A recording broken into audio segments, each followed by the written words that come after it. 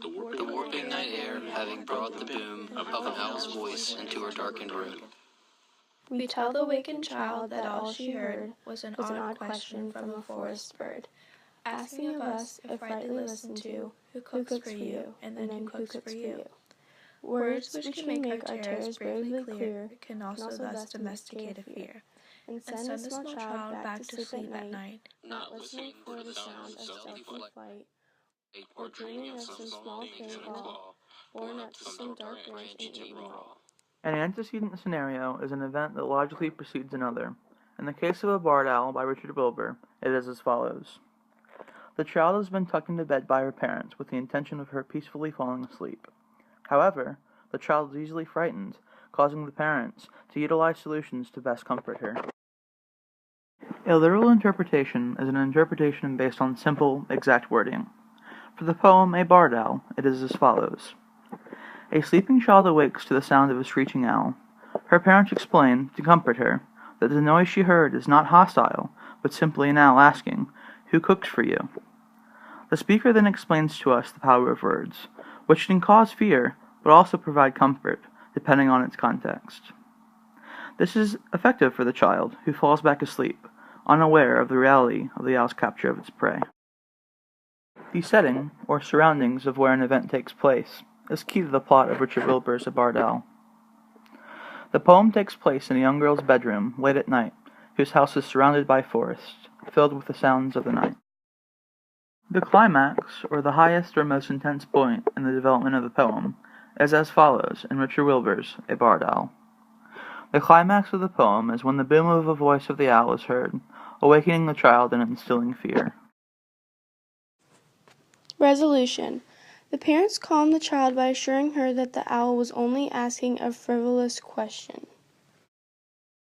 In this poem, the literary conflict is man versus nature.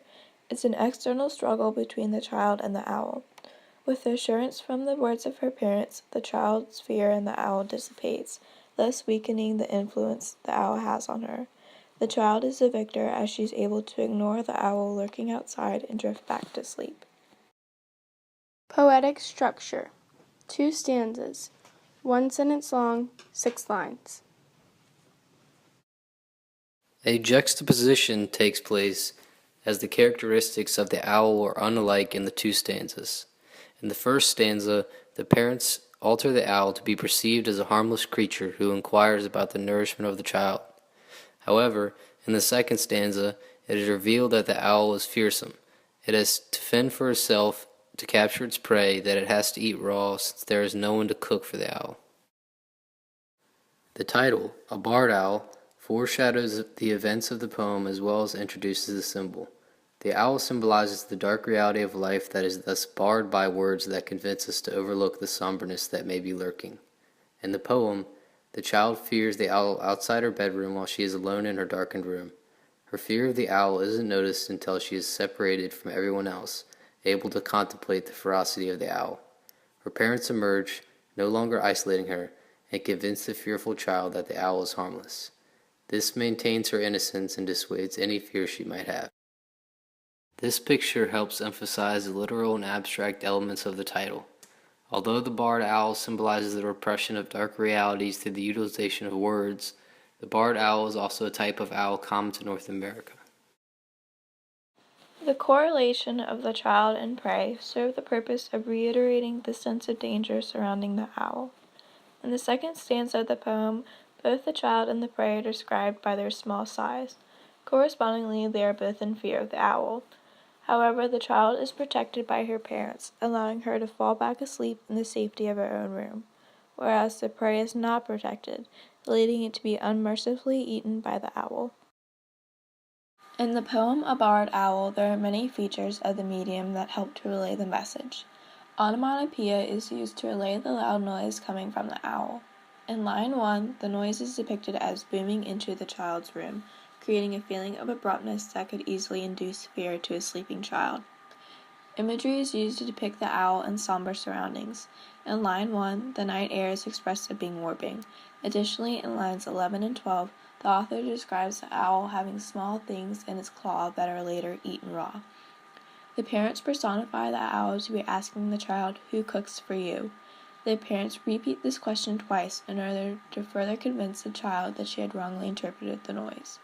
And lastly, the poem is constructed to form couplets to mirror nursery rhymes and further comfort the child.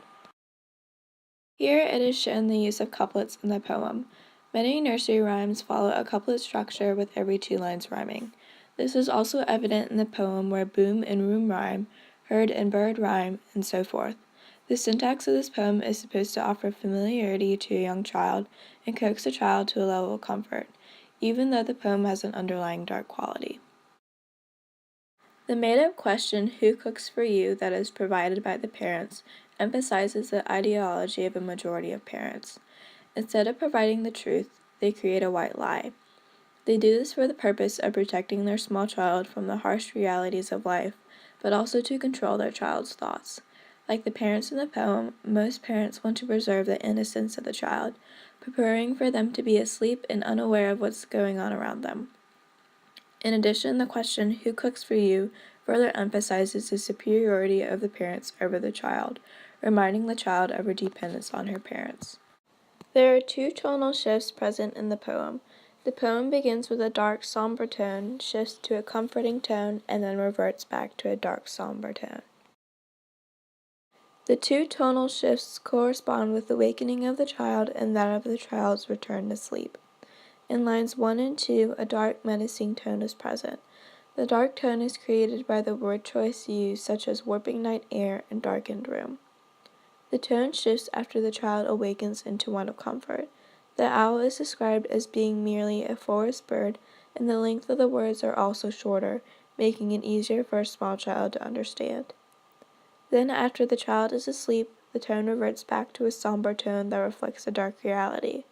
The owl is depicted as having a stealthy flight to a dark branch where it eats its capture raw. The origin of the speaker is understood by the first-person perspective in the first stanza. The speaker states that we tell the wakened child, thus alluding us readers to believe the speaker is a parenting figure of the child. The poem revolves around the fear of a child and how to best cope with fear. Keep this in mind, one can determine that the audience of the poem are people who have experienced fear. The purpose of the poem is to deliver the message of the power of words. The message of the poem is that words are powerful and that they can inflict fear or eradicate your fear.